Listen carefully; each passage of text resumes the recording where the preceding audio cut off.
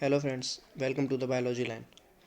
अभी तक हमने पढ़ लिया था डीएनए का स्ट्रक्चर क्या है। डीएनए के स्ट्रक्चर में पॉलीन्यूक्लियोटाइड चेन्स कैसे बनी होती हैं, कैसे वो डीएनए को बनाती हैं, और पॉलीन्यूक्लियोटाइड चेन कैसे उस पॉलीन्यूक्लियोटाइड का स्ट्रक्चर क्या होता है, कैसे क्या उसके मोनोमर्स होते हैं, वो सब हमने इससे पहले देखा था। तो अब हम देखेंगे कि जो जो डीएनए है जिसका स्ट्रक्चर अभी हम देख कर आए हैं, वो डिस्कवर कैसे हुआ था। उसको पता कैसे चला जाता कि न्यूक्लियस के अंदर डीएनए है।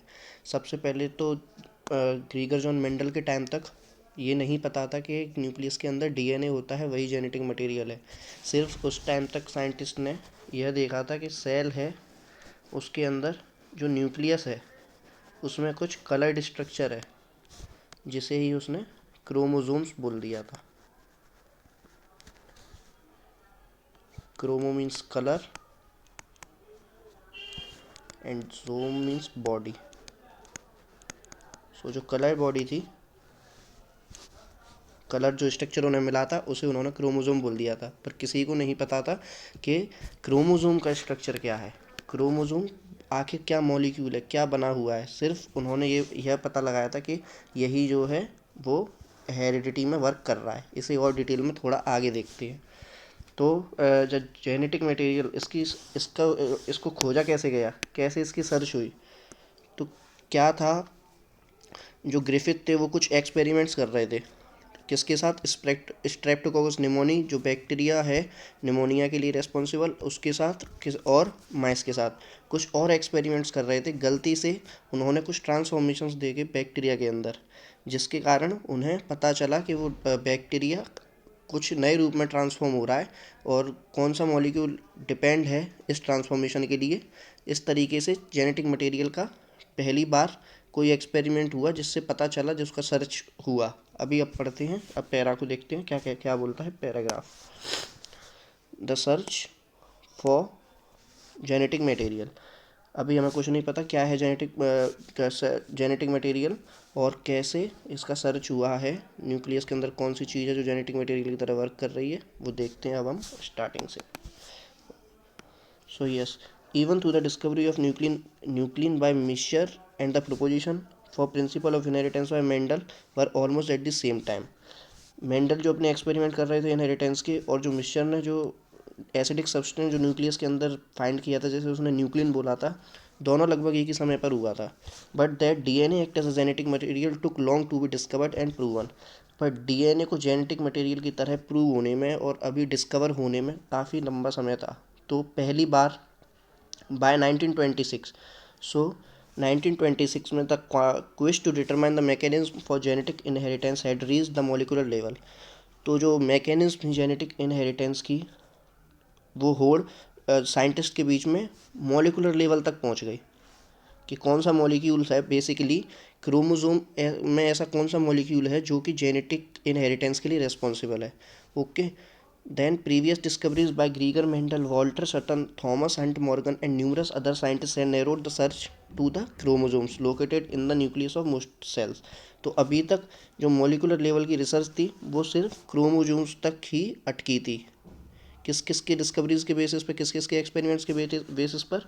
Mendel, Sutton and Thomas and Morgan. ये तीनों अभी सिर्फ मॉलिकुलरिटी के क्रोमोजोम लेवल तक ही पहुँचे थे, पर अभी तक किसी को ये नहीं पता था क्रोमोजोम बेसिकली स्ट्रक्चर है क्या। But the question of what molecule, देखिए what molecule was actually the genetic material, genetic material असलियत में है क्या, हैड नॉट बीन आंसर्ड, अभी तक किसी को नहीं पता था। तो अब हम देखते हैं transforming principle. In 1928 Frederick Griffith, in a series of experiments with Streptococcus pneumoniae and witnessed a miraculous transformation in the bacteria। जो वो कुछ अलग ही टाइप के एक्सपेरिमेंट कर रहे थे, किसी और चीज़ पर एक्सपेरिमेंट कर रहे थे। सीरीज ऑफ एक्सपेरिमेंट्स किसके साथ? स्ट्रेप्टोकोकस निमोनिया के साथ। बैक्टीरिया है जो निमोनिया के लिए रिस्पॉन्सिबल होता है, उसके साथ। तो उन्होंने कुछ अलग ही ट्रांसफॉर्मेशंस देखे बैक्टीरिया के अंदर।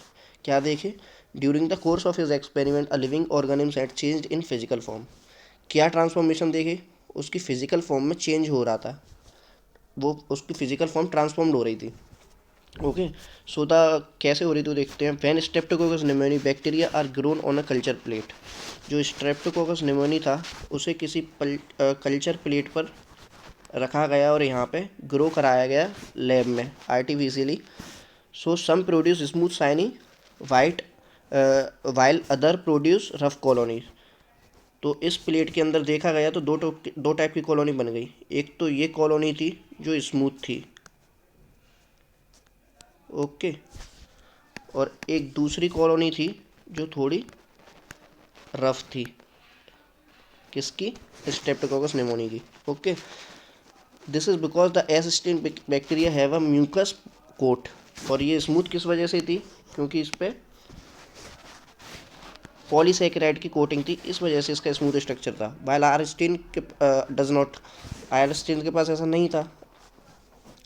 माइस infected with the strain virulent as with the S strain die from pneumonia infection but mice infected with R strain do not develop pneumonia। सो जो S strain से जो भी माइस इन्फेक्टेड हो रहा था वो मरते जा रहे थे, पर R strain से ऐसा नहीं हो रहा था। माइस यहाँ मर रहा था, यहाँ नहीं मर रहा था। ओके, अभी देखते हैं।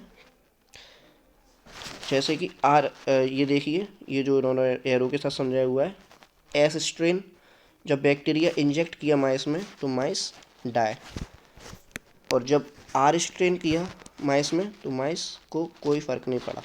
ओके, तो देखते हैं। क्योंकि जो पॉलीसैकेराइड कोट है वो उसकी पॉलीसैकेराइड कौन बना रहा होगा? डीएनए ने इन्फॉर्मेशन दी होगी पॉलीसैकेराइड बनाने के लिए, जो कि हमें अभी तो पता है कि डीएनए ही इन्फॉर्मेशन देता है कोई भी कैरेक्टर होने के लिए, किसी भी ऑर्गेनिज्म में किसी भी कैरेक्टर के लिए। तो ये भी एक यूनिक कैरेक्टर था, ओके, तो जिसकी वजह से बैक्टीरिया डाई हो रहा था। अभी देखते हैं जो एस स्ट्रेन में जो पॉलीसैकेराइड का यूनिक कैरेक्टर था वो डीएनए कैसे दे रहा था। अभी तक पता नहीं है क्या है, अब आगे देखते हैं इसके। Griffith was able to kill bacteria by heating them. Griffith ने बैक्टीरिया को हीट किल्ड किया, and he observe that heat killed S strain bacteria injected into mice did not kill them. अब उन्होंने देखा जब एस स्ट्रेन को heat killed किया गया तो वो जब माइस में इंजेक्ट किया तो माइस जिंदा था। अब माइस में कोई फ़र्क नहीं पड़ रहा था, माइस जिंदा था। ओके, एंड जब S strain heat killed bacteria R strain bacteria के साथ एक साथ दोनों को मिक्स करके एक इंजेक्शन में भरा गया और ये माइस में इंजेक्ट किया तो माइस डाई हो रहा था। तो इससे उन्होंने कॉन्क्लूजन क्या निकाला वो देखते हैं हम नेक्स्ट पैरा में। So injected a mixture of, जो हमने देख लिया है। Moreover he recovered living S bacteria from the dead mice. इसके अलावा जो उन्होंने मिक्सचर बनाया था S strain heat killed bacteria का और आर स्ट्रेन का, उससे उन्हें दोबारा से एस बैक्टीरिया मिल गया। Next, so what he conclude from this experiment, this is the conclusion. He concluded that the R-stain bacteria had somehow been transformed by the heat-killed S bacteria। तो जो heat killed S bacteria था वो किसी ना किसी तरीके से उसने जो आर स्ट्रेन बैक्टीरिया को तो उसको दोबारा से एस स्ट्रेन बैक्टीरिया में ट्रांसफॉर्म कर दिया। जो आर स्ट्रेन बैक्टीरिया था वो दोबारा से एस स्ट्रेन बैक्टीरिया में ट्रांसफॉर्म हो गया, हीट किल्ड जो था उसने। सम ट्रांसफॉर्मिंग प्रिंसिपल, अभी कुछ नहीं पता, कोई ट्रांसफॉर्मिंग प्रिंसिपल उसने बोल दिया। Transfer from the heat killed S strain had enable the R strain to synthesise a smooth polysaccharide coat and become virulent. तो जो S strain heat killed bacteria था उसने कुछ ट्रांसफॉर्मिंग प्रिंसिपल की वजह से ऐसा कुछ उसमें ट्रांसफॉर्मिंग सब्सटेंस था जो कि उसने आर स्ट्रेन बैक्टीरिया में गया और उसने उसको कोड किया पॉलीसैकेराइड कोटिंग बनाने के लिए, और इससे वो क्या बन गया? आर स्ट्रेन बैक्टीरिया वायरुलेंट हो गया। This must be due to transfer of the genetic material. ये सिर्फ एक ही वजह से हो सकता था, जेनेटिक मटेरियल के ट्रांसफर होने से, क्योंकि वही एक ऑर्गेनिज्म में कैरेक्टर्स को बताता है। However the biochemical nature of genetic material was not defined from his experiment. पर इसके एक्सपेरिमेंट्स से अभी तक बायोकेमिकल नेचर जो था जेनेटिक मटेरियल का वो पता नहीं चल सका था। So biochemical characterisation of transforming principle. So अब साइंटिस्ट में होड़ मच गई कि इसका बायोकेमिकल कैरेक्टराइजेशन पता लगाएं, ट्रांसफॉर्मिंग प्रिंसिपल में ऐसा कौन सा केमिकल है जो कि एक बैक्टीरिया को, आर स्टेन बैक्टीरिया को एस स्टेन बैक्टीरिया में कन्वर्ट कर रहा है, उसे वायरुलेंट बना रहा है। तो सबसे पहले the work of Oswald Avery MacLeod and McCarty, the genetic material was thought to be a protein. तो इनके टाइम तक जेनेटिक मटेरियल प्रोटीन समझ रहे थे ये लोग, क्योंकि and they worked to determine the biochemical nature of transforming principle in Griffith's experiment. और ये वर्क कर रहे थे ट्रांसफॉर्मिंग प्रिंसिपल का जो बायोकेमिकल नेचर था, जो उसकी एक्सपेरिमेंट में उसके नेचर को बताने के लिए। They purified biochemicals protein, DNA, RNA from the heat-killed S cells to see which one could transform live R cells into S cells।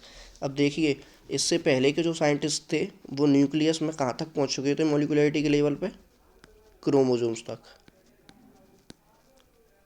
मतलब साइंटिस्ट को इतना तो पता था कि न्यूक्लियस में कंटेंट क्या क्या होता है। न्यूक्लियस में 3 चीज़ें होती हैं, proteins, DNA and some RNA। Okay, so इस हिसाब से उन्होंने अलग अलग इसमें से जो भी न्यूक्लियस का जो कंटेंट था वो उसको उन्होंने अलग अलग उस ट्रांसफॉर्म वो बैक्टीरिया में से उसको अलग कर लिया। क्या क्या प्यूरीफाई किया उन्होंने? They purified biochemical protein, DNA and RNA। Okay, they also discovered that protein digesting enzyme proteases and RNA digesting enzymes RNAs did not affect transformation। तो उन्होंने देखा कि जब जो हीट किल्ड बैक्टीरिया था उस जब हीट किल्ड बैक्टीरिया को उसको उन्होंने आरस्टिन बैक्टीरिया के साथ मिक्स करने से पहले, जो हीट किल्ड बैक्टीरिया में जितने भी हीट किल्ड बैक्टीरिया को उन्होंने किस किस से ट्रीट किया? पहले तो RNA से किया। RNA ने क्या किया? जो हीट किल्ड बैक्टीरिया में RNA कंटेंट था उसे ख़त्म कर दिया। मतलब अब उसमें क्या बची? सिर्फ 2 चीज़ें, प्रोटीन और DNA। तो जब इस प्रोटीन और DNA के साथ सिर्फ आर स्ट्रेन बैक्टीरिया को देखा तो भी वो ट्रांसफॉर्म हो रहा था एस स्ट्रेन में। फिर उन्होंने यही चीज़ की प्रोटीएज डालकर चेक किया, फिर भी जो आर स्ट्रेन बैक्टीरिया था वो ट्रांसफॉर्म हो रहा था एस स्ट्रेन में। बट जब एट लास्ट उन्होंने डीएनएज डाला तो ट्रांसफॉर्मेशन आर स्ट्रेन का एस स्ट्रेन में नहीं हो रहा था। तो इससे उन्हें पता चल गया कि DNA is a transforming material, जो कि ट्रांसफॉर्मिंग प्रिंसिपल में ग्रिफिथ का था। So they also discovered that protein digesting enzyme proteases and RNA digesting enzyme RNA did not affect transformation। तो जो proteases या RNA ट्रांसफॉर्मेशन प्रोसेस को अफेक्ट नहीं कर रहे थे। So the transforming substance was not a protein and RNA। तो इससे क्लियर हो गया कि प्रोटीन और RNA तो ट्रांसफॉर्मिंग सब्सटेंस नहीं है। Digestion with DNA did inhibit transformation. Digestion DNA से करने पर ट्रांसफॉर्मेशन प्रोसेस अगर नहीं हुई, suggesting that the DNA caused the transformation, जिसने बताया कि DNA ही है जो ट्रांसफॉर्मेशन का कारण है। दे concluded that DNA is the hereditary material but not all biologist were convinced. उन्होंने कंक्लूड किया कि DNA ही है जो हेरिडिटरी मटेरियल है, पर क्या है कि सभी के सभी बायोलॉजिस्ट अभी तक इसे पूरी तरह से मानने के लिए तैयार नहीं थे। Can you think of any difference between DNAs and DNAs?